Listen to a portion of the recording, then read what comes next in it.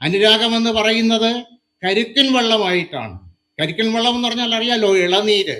അത് അകൃത്രിമമാണ്, പ്രകൃതിദത്തമാണ്, മധുരമുള്ളതാണ്.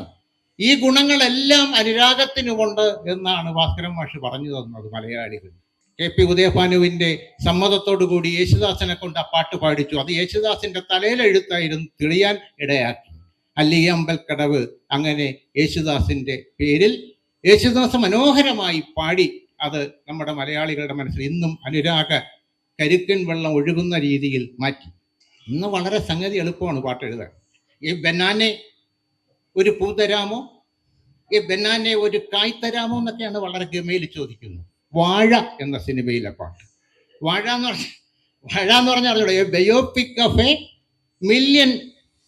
Billion boys. Billion എന്ന് പറഞ്ഞാൽ 100 കോടി.